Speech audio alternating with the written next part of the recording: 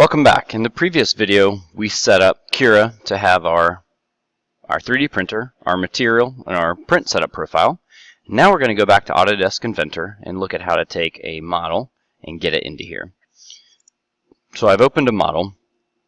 It's a little toy boat prop, and it's an Inventor part file, so a .ipt file. And if I try to bring this file into into Cura, it's not going to be able to read it. So I need to export this or save it as a different file type. So to do that, we go File, we hover over Save As. Don't click, as you have multiple options for Save As. We need to Save Copy As. If you click the regular Save As, you get this one, and you won't be able to choose the file type that you need. So we're going to choose Save Copy As. And then mine already went to it because I've used it, but you have under here, Save As Type, you have all of these files to choose from. For Cura, you want an STL. Okay, that's your file type. Of course, make sure you pay attention to what you name your file and where you save it. I'll save this, if it's cooperating, just onto my desktop. I think I've already got one, but I'm going to just show. I'll hit cancel at the end. I have one more thing though, so don't be so fast to hit save. Some of you guys are so quick to hit save before you've really seen everything. So know where the file is, what you've called it, make sure it's in STL, and then the last thing is we're going to go into options. We're going to change our units. Yours probably by default is on centimeters. You want to change it to millimeters. That will help your model come in at the right size so that you don't have to rescale it in Cura. The resolution as well, I don't know what the default one it's going to be on, but I put mine on high.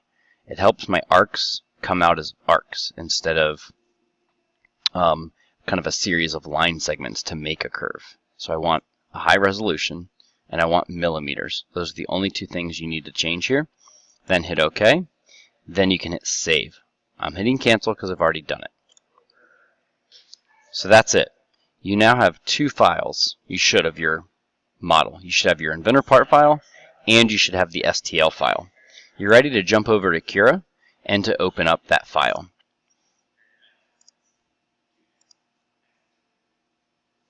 Okay, once in Cura, if you've never used Cura, just understand how to navigate. Left click doesn't do much if you click and hold and try to drag around, but it does allow you to select your model. Once it's selected, you can then come over here and choose different tools like Move, for example.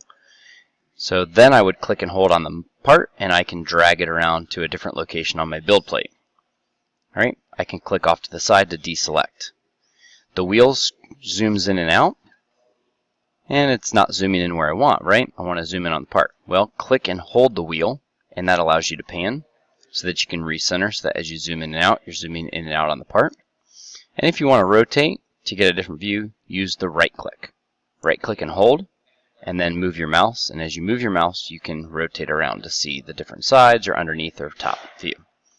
Okay, so this was a little toy prop. Now, something I want to show you, most basic, obviously you saw that you can move it to a different build plate. You can scale, but assuming I've dimensioned this exactly the size I want inside Inventor, that I'll do all my controlling of size from Inventor, not from Cura. This is one of the big ones. Your model most likely will not come in the orientation that's best to print. Right now I have very little contact with the build plate. I want to maximize that and also think about where I would need supports, etc. So you need to spend some time thinking about what's the best orientation for this model to print. Think about how it prints. Think about how the 3D printer works. So for me, I'm going to choose this red orbit and rotate it. I'm trying to get the flat side of the cylinder to be on the build plate. You can see it snaps in 15-degree increments. So I just want a 90-degree rotation. I'll let go. I'm going to click off to the side to deselect, and then I can take a look at it. All right, so that looks pretty good. There are some other features, but that's really all I need. This is a nice thing to know. You can change the solid view to layer view, in which case it is slicing my model into layers, and I can go through and understand layer by layer how the printer is going to print and perform. Okay, I can see where it is going to build all the support material for my prop. I can see right here this is actually the profile of the fin, and all of this right here back and forth, that is actually just support material. And it's not connected, but it's going to be really close. Okay, so that when it goes to print, in case this starts to fall over, there's something there to catch it.